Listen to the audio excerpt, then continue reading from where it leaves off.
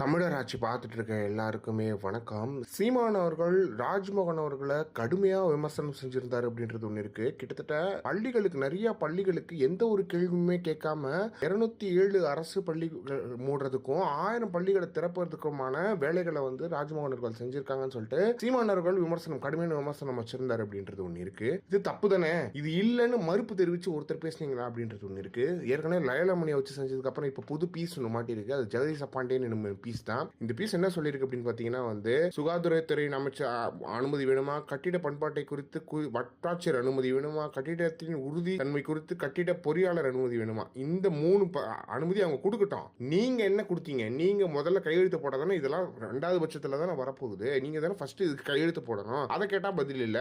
கும்பகோணம் தீ விபத்துக்கு பிறகு தீயணைப்பு துறையின் அனுமதி இருந்தால்தான் தனியார் பள்ளிகளுக்கு அனுமதி வழங்கப்படுகிறது அப்படின்றத சொல்லியிருக்காரு. எந்த பள்ளியும் போட்டிருக்காரு. எந்த பள்ளியும் நிரந்தரமாக மூடப்படவில்லை, தொடர்ச்சியாக பல ஆண்டுகளாக மாணவர்கள் சேரவில்லை என்றால் தான் தற்கால செயல்பாடு நிறுத்தி வைத்திருக்கிறது அரசு அப்படின்னு போட்டிருக்காரு. ஒன்னு தெரிஞ்சுக்கங்க, ஸ்கூல்ஸ்ல எங்கேயும் சேராமலாம் இல்ல. அது கவர்மெண்ட் ஸ்கூல்ஸ்ல யாரும் சேராம இருப்பாங்களா அப்படின்றது தெரியல. அப்படி சேரலன்னா கவர்மெண்டோட தப்பு. அப்ப படிக்காத பசங்களால கவர்மெண்ட்ல கூட்டு வந்து சேர்க்கணும். அந்த ஸ்கூலை மூடக்கூடாதுன்னு தெரியல. இந்த தற்கூரிக்கு எதுவுமே தெரியாமல் வாங்கின காசு கூவக்கூடாது. தனியார் பள்ளியை மிரட்டி பணம் வாங்குவது சீமானும் நீயும் செய்கிற வேலை என்பது தமிழ் மக்களுக்கு தெரியும் அப்படின்னு போட்டிருக்காரு. என்ன போட்டிருக்காருன்னு புரியல. சீமான் காசு வாங்குறாருன்னு போட்டிருக்காரு. யார் எப்போ வாங்கினாருன்னு ஒரு ஆதாரம் காட்டினா காட்ட மாட்டேங்கிறேன். ஏதாவது ஆதாரம் கொடுங்கடா அப்படின்ற மாதிரி இருக்கு. சென்ற ஆட்சியில் சீமான் திராவிட மாடலை கண்டித்து பென்ஸ் காரும் அருகில் உள்ள இடத்தையும் வாங்கிய பிறகு உதயாநிதியை சந்தித்த பிறகும் தான் ஓவரா இருக்கே அப்படின்ற மாதிரி போட்டிருக்காரு. ஃபர்ஸ்ட் ஆஃப் ஆல் கார் வாங்கி கொடுத்தது நாம் தமிழ் கட்சி தம்பிகள்னு எல்லா இடத்துலயுமே போட்டுட்டு வந்துட்டு இருக்காங்க. காசு வாங்கிட்டு சீமான் அவர்கள் செய்யல. நீங்க தான் என்னமோ செய்றீங்க. நீங்க எங்க நாம் தமிழ் கட்சியில் தானே இருந்தீங்க. நீங்க முன்னாடி வேற ஒரு தாவைக்கால இருந்தாரு. இப்ப தாவைக்கால இருக்காரு அப்படின்றது ஒன்று இருக்கு. நீ எல்லாம் அரசு பள்ளியை பற்றி கவலைப்படுவதை நினைத்தால் ஆடு நினைக்கிறது,